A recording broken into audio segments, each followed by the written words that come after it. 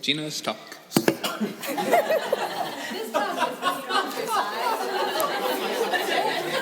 And now it's over. Great. Okay. Okay. So I think the question we all have in the back of our minds at some point, whether it be in focused discipleship or candidacy, the workplace, family, or even our time here at Mason, is why am I here? What's the point? As a society, we're always searching for meaning, a purpose, something to dedicate our lives to. I believe that something that every person in the world can sympathize with is poverty. We see this, the suffering people in the world who barely have the food necessary to survive, or the children with no parents and are moved with compassion for them. We feel the need to respond in some way to help these people. Yes, we all agree that there's poverty in Africa, India, Mexico, and many other places in the world, but not in the United States, right? There's freedom here, and we have so many opportunities and things available to us, but in reality, we use these freedoms to avoid dealing with our innermost self. We cannot handle our innermost self, especially those hard questions about meaning. So we often cover them up with noise, movies, games, sports, and everything that we can think of.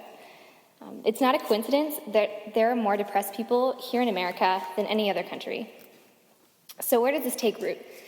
I believe the lack of moral truths and the lack of acceptance of God have a great deal to do with it. We are a nation plagued by relativism. So what is relativism, you may ask? Some of you may be well-versed in this, but others are not. So I decided to define it for you. I looked it up on Google. This is the Google definition, not the Oxford, sorry. The doctrine that knowledge, truth, and morality exist in relation to culture, society, or historical context are not absolute. Sorry, but my simplified version is you can think what you want, and I'll think what I want, just so we can all get along, because we don't want to have any arguments. So that's relativism, for those of you who are not as familiar with it. So this relativism has caused us to lose sight of the most important aspects of human life and less sight of our individual meaning and purpose. So I think we can all agree that there's a great deal of poverty here in America, just in a more hidden form, shadowed by the busyness of life. To be more specific, I think that the time when this depression and question of meaning really takes root is during your college years. This is why I believe that the college campus is one of the poorest places on earth. Students on college campuses strive to find meaning and purpose as they begin to live their lives on their own, and often do so by spiritually depriving themselves, thinking that things prohibiting them from living a certain way, like religion, must be avoided if at all possible, because rules inhibit your freedom, or so many college students think. So back to the question of poverty. Have you ever seen a person in so much need that your heart was moved with love of them? Just think of a circumstance that you can relate to that. One experience I had of this was back in sophomore year of college. I was so moved by the poverty and lifestyle of people in Africa that I applied to go on a mission trip to Ghana with Focus. It was by far the most radical thing I've ever done in my life, and my desire to serve and love was a great deal larger than my fear of disease, bugs, injury, or pretty much anything else. God gives you the gifts that you need to handle any circumstance. In the same way, and for me, a more powerful way, I am moved with that same compassion and love for the poor on Mason's campus, the spiritually poor. There's thousands of souls who are overwhelmingly spiritually poor and lost, and yet few laborers to help them find meaning and purpose. As a focused disciple, I feel the obligation to serve those lost souls, to lead them back to their Creator. And in the same way I was provided for in Africa, God gives me the gifts that I need to overcome my fears. I'd like you to think about, for a minute, Mother Teresa, and how wonderful of an example she is of someone responding to a need that she recognized in the poor in India. She was filled with compassion and with the Holy Spirit when she saw a man laying in the street covered in maggots. She wanted to help him. She did not will the compassion, it simply filled her heart, for she was only a Laredo nun at the time, lived in a lovely school and convent. Everything was ordered, peaceful, and clean. She wore a clean habit, taught the children from wealthy families. This was completely by surprise, this call. The feeling that arose in her to help the man covered in maggots came to her unexpectedly. It called her to act in a way that was out of the ordinary. Her response was immediate, and had she not responded, her life would have been very different.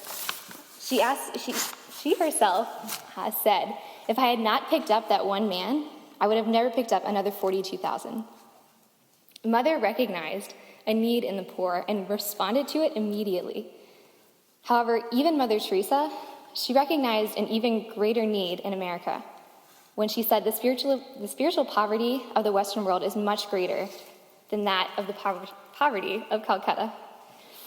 This great poverty, Cardinal Ratzinger, I'm going to move this a little bit. I forget I have this. That's the quote. This great poverty, Cardinal Ratzinger, now Pope Benedict XVI, said was the inability to have joy. We have the special opportunity each day to take the joy that we have received from Christ as a grace and bring that to these suffering souls. Those we pass on a daily basis are often forget about are the poor that we encounter the most in our lives. We all know that there are a number of statistics regarding people who have fallen away from the faith, who have lost meaning in their lives. But instead of me telling you about those specific statistics, I want you to consider how you personally have experienced this poverty. Have you or someone that you know experienced suicide,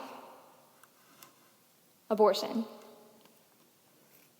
divorce, abuse, sexual immorality, or drunkenness, pornography, or loneliness? These are not just statistics or numbers to us. These are people who experience the extreme poverty of not knowing Jesus Christ and not knowing the true purpose of their life. These include not only us, but all of our family, our friends, our co-workers, and acquaintances. We are immersed in a culture of extreme internal poverty, masked by the appearance of beauty and all-togetherness. I remember one of my first experiences with this poverty. Sophomore year, my first year leading a Bible study, one of the girls I was outreaching to called me saying that she needs someone to talk to. Now, this particular girl was very quiet and reserved, so I was kind of taken by surprise by this phone call.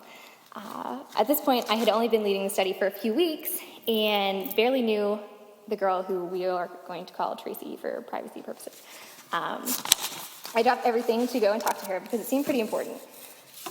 We walked around campus for about 2 hours, and Tracy was relaying to me the predicament.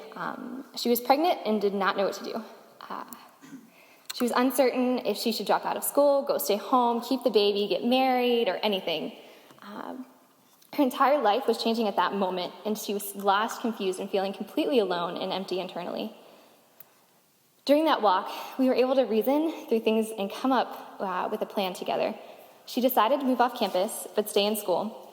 She was insistent on keeping the baby by the grace of God, and she changed her major to something more that she can handle while keeping a child in mind.